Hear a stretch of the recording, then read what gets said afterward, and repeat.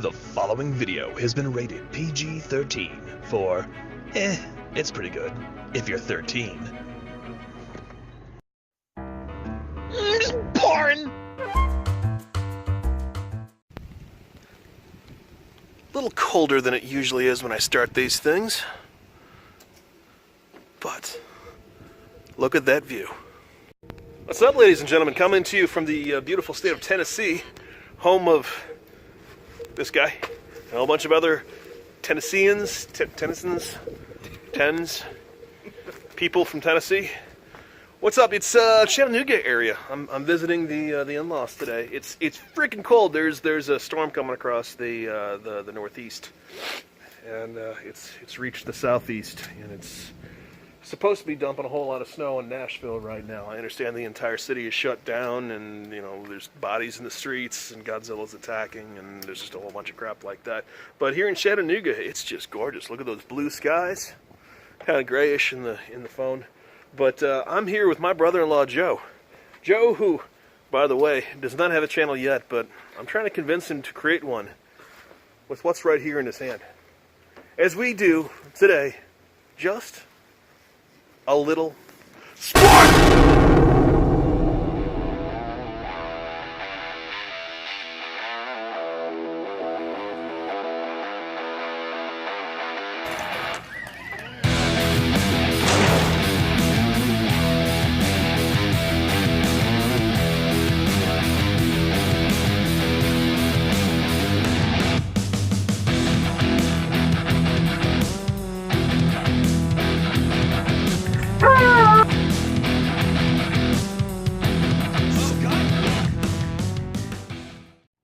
So Joe got this puppy for Christmas, and his toys are much cooler than mine.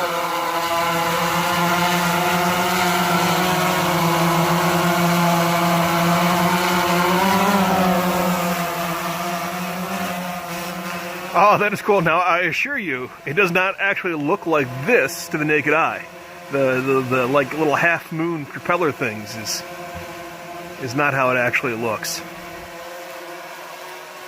Now, this puppy right here, this sucker's nuclear. All right, so Joe, tell me what we're looking at right here. Right now we're looking at us. Right now we're looking at us. Let me show you. So, look at that. I do not have a bald spot. For everyone that's been asking, which is really nobody, I don't have a bald spot. I am overweight. Oh, look at that. Sucked into the passing engine of a... Wow. Yeah, that is incredible. So what kind of drone is this? This is a DJI Phantom 3 professional. Professional grade. This is not for untrained people like myself that haven't been taught in the art of droning. This thing is easy to work. Anybody can work it. Well, that sounds like a challenge. Now, tell me a little bit about what the sucker will do. It's pretty much self-explanatory whenever you come to work with them, whenever you get to work with them. They pretty much easy to work with. They have a home-based GPS system, so whenever you lose it, it comes back home. Now, how many times have you lost it? I've never lost it. So you think it'll come back when you lose it? Well, yeah. I think you owe everyone an apology. Yeah, I'm sorry. I've never lost it. Theoretically. Theoretically. Just like anyone can use it. Now, this particular drone gets about a half an hour up in the air. Depending on the wind speed and everything, yeah, it varies really. No. Let me go ahead and... Where'd it go? Where is it? Can you see it? Can we bring it in a little bit here and can everyone? Oh, look at it! There it goes. There it goes. That is. You have no idea how creepy this thing is. Like, I feel like it knows more about me than it's letting on right now. Look at that camera.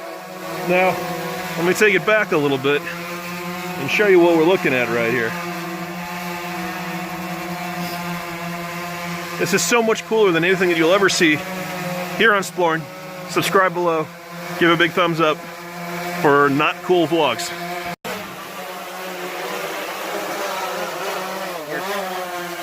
GPS based. Yeah. Like you can take it, grab it, you pull it, you hear it fine, but it goes back to where it originally was. It doesn't like you. No. Wow. Okay. Doesn't want to go with you. I don't like you either. You better watch yourself.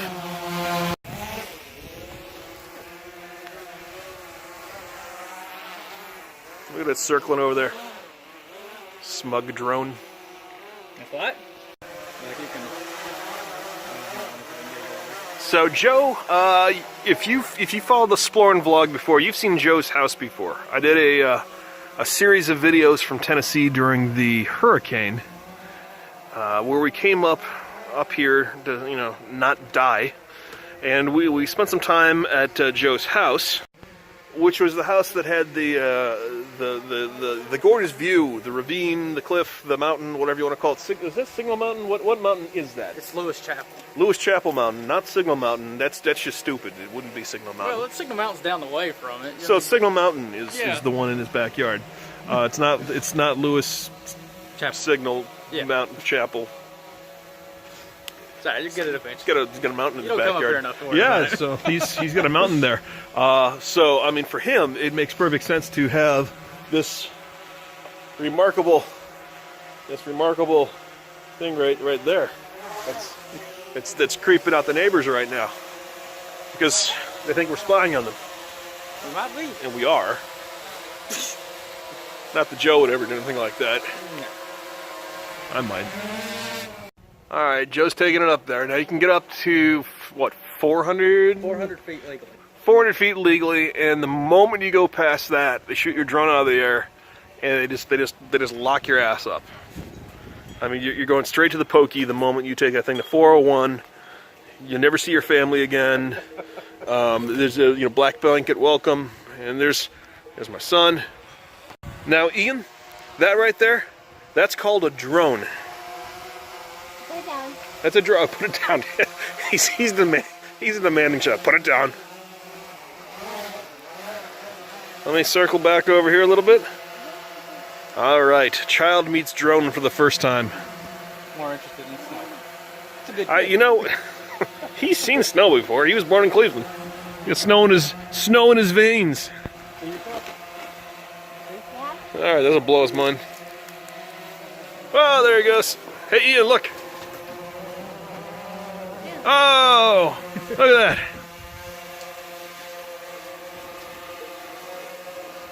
Look at that.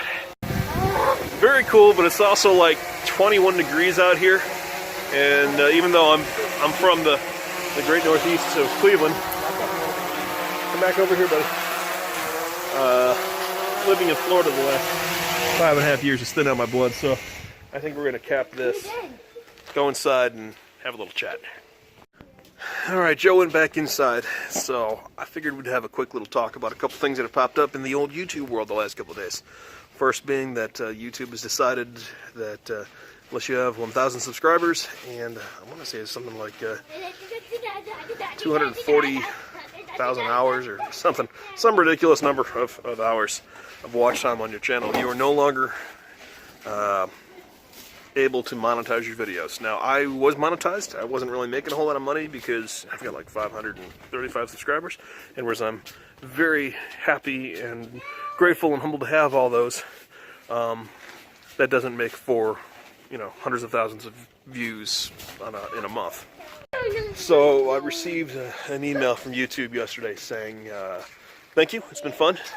We know you owed a little bit of money from us, but we're kicking you out of the program, which is fine. I don't really do this for monetization. The only reason that I actually monetize any of my videos is I've got a theory that YouTube will only really promote videos that are monetized because they need to get something out of it. So that ends the great monetization experiment for me, at least for the time being.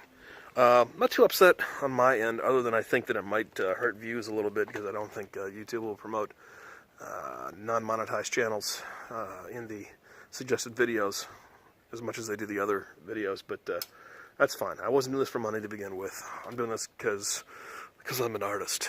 No, just because I like doing the videos. So, no huge loss for me. I do feel bad for a lot of people. I know some people who busted their humps to get where they are in this stuff, and some of the stuff is going away.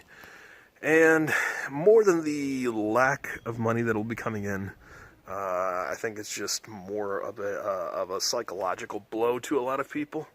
I do think YouTube is making a mistake, but I get where they're coming from, even if I don't think they're reacting to it correctly.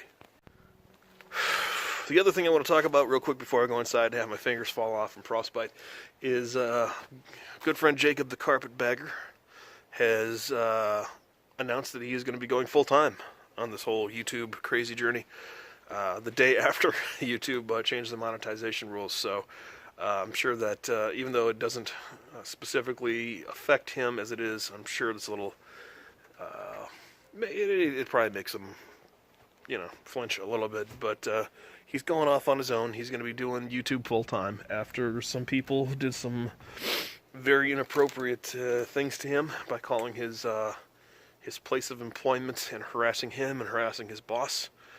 Jacob was given an ultimatum by his employer and chose to go with his passion, and he's going to go do this full-time. And I think, personally, he has what it takes to make it work. But as a father of two, much the way he is, and a husband and a homeowner, I'm well aware the nervousness that he's got to be facing right now. As a provider, that's a lot of stress. It's a lot of pressure to be under. And now he's going to have to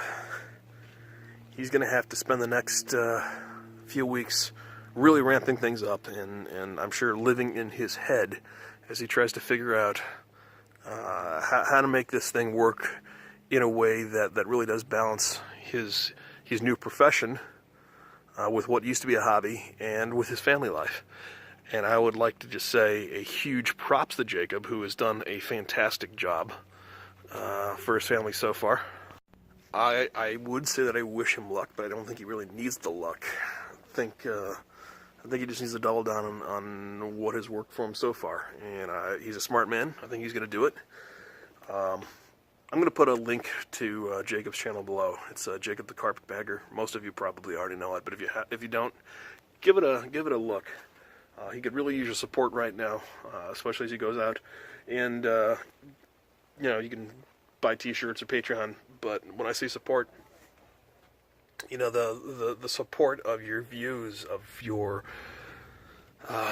time, of your good wishes is something he could really use right now. As I'm sure, like I said, he's probably battling a little bit in his own head as to what the future is going to look like. So, big props to you, Jacob, and thanks to all of you. I'm going to go inside. As you can see, my face is even redder than usual, and I'm just about done doing a little bit of Splorin.